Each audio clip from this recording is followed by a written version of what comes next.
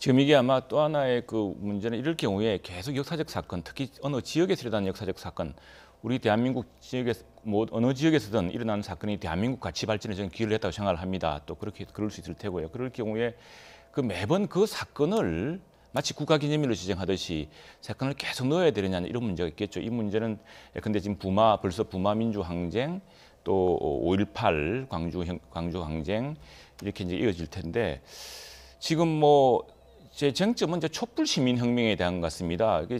지금 그 민주당 정부 일각에서는 이것은 완전한 새로운 혁명이다라고 이야기하고 있고요. 대한민국에 이전에 없던 무슨 혁명인 것처럼 이야기를 하고 있습니다. 그런데 사실 이게 3.15 의거, 또 4.19 혁명, 또 6월 항쟁, 또 우리 지난 70년대 내내 이어졌던 유신 반대의 어떤 민주화 운동 모든 군데서 일어났던 항쟁이거든요. 그런데 이것이 이제 촛불을 든 형식이었다라고 해서 촛불 혁명을 좀 절대화하는 경향이 있습니다. 여기에 대해서는 진보학계의 좀 정치학계 거두라고 하는 최장집 교수 같은 분도 이것을 과연 새로운 형식의 참여 민주라고 볼 수 있느냐에 대한 이견을 제시한 적이 있습니다. 그래서 저는 그것을 아주 절대화하는 것들이 지금 하나의 논란을 낳고 있고 또 하나 이전과 달리 지난번 그 시위, 그 어떤 정권의 변화 또 큰 사회적 격변의 상태에서 보여준 또 다른 현상은 과거 같으면은 뭐 이 권력이 이 시민들을 진압하기 위해서 또는 군대가 동원되기 위해서 진압하는 사안이 있었습니다만 한 광장에서 두 개의 목소리로 또 갈라진 적은 또 없었습니다. 촛불이 있었던가 하면 한쪽에서는 태극기 또 시위가 있었고 해서 이게 굉장히 그 사회적으로는 또 가치가 분열된 그런 상황이 됐습니다. 그런데 그 한가운데서 촛불 혁명만 혁명이고 그러면은 그 당시에 태극기 예컨대 촛불 시위 중에 나타난 태극기가 나타난 것은요 단순히 뭐 대통령 하야 이런 문제를 떠나서 거기에 나타난 여러 가지 뭐 주한미군 철수라든가 또는 우리 사회에서 총념상 받아들일 수 없는 여러 가지 그 극단적인 그 주장들이 많이 나오고 했거든요. 이제 그런 우려들 때문에 뭐 한미 동맹의 문제라든가 이런 걱정들이 이제 그리로 쏟아져 나온 거 아니겠습니까? 특히 이제 60대 이후에 노년층들이 많았는데 그러면은 그 광장에서 벌써 몇 개월 동안 대립되어 왔었습니다. 그 대립된 가치 중에서 한 가치만 옳고 다른 가치는 틀리다고 할 것이냐. 저는 이런 문제까지도 심각하게 생각해야 되고요. 그래서 또 촛불혁명이라는 것이 그렇게 절대화돼야 될 사안이냐. 그것이 과거에 캔들 비질이라고 그래서 이거 사실 서양에서는 자주 하는 겁니다. 추모도 하고 또 우리도 그렇게 자주 해왔고요.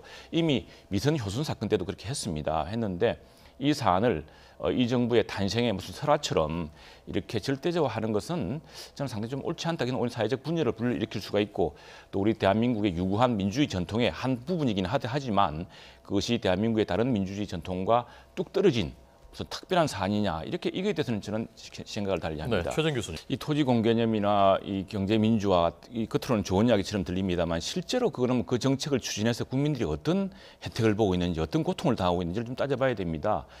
근데 최저임금제라고 지금 했지 않습니까? 했는데 지금 이게 오히려 굉장히 일자리를 줄이고 있고 서민들 특히 소상공인들을 힘들게 하고 있습니다.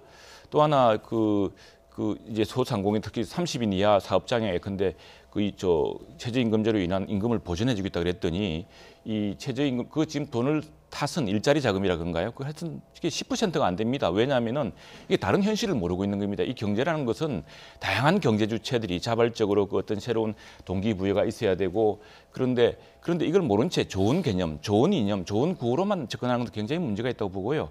토지 공개념 문제만 해도 지금 토지 공개념보다는 무슨 땅값이 뛰어가고 크게 문제되기보다는 지금 집값이 뛰어가 난리인데 서울엔 집값이 뛰었습니다. 강남 상구에는요. 그런데 전국적으로 집값이 지금 떨어져서 난립니다. 미분양도 많고요. 특히 창원 같은 경우는 전국에서 집값이 제일 많이 떨어졌다고 합니다. 아주 미분양도 심각하고 오히려 주택 경기 문제. 근데 공개념이 아니라 이 세제 문제를 일가구 주택이라든가 이런 걸 완화해서 전반적으로 경기를 부양시켜야 되고 할 시점에 지난번 노무현 대통령 때 그런 말이 나오지 않았습니까? 그때 무슨 그 종합토지세니 무슨 세니 해가지고 이게 처음에 잡는 듯 했지만 나중에 결과적으로는 서울 집값만 올려가지고 버블 세븐이라는 걸 만들지 않았습니까? 그래서 저는 지금 여기서 거창하고 중요한 개념 논쟁보다는 실질적으로 서민에게 도움을 주는 어떤 정책 그리고 집값을 안정시키고 또 집값이 지나친 하락을 막는 이런 정책들 그런 정책들이 다양하게 좀 강구되어야 될 것 같고요. 그런 의미에서 이번 개헌 논의가 너무 이념적인 거 아닌가라는 저는 걱정이 앞섭니다. 그리고 또 하나 개헌이 어떤 본말이 좀 전도된 경향이 좀 있다고 저는 생각합니다. 이 개헌이 시작된 이유는 박근혜 전 대통령 탄핵 사태 때문이었습니다. 이제 30년이 되었고 이 체제가 만들어진 지가 지금까지 6명의 대통령이 있었죠. 모두 구속되거나 뒤에 불행한 결과를 맞았습니다.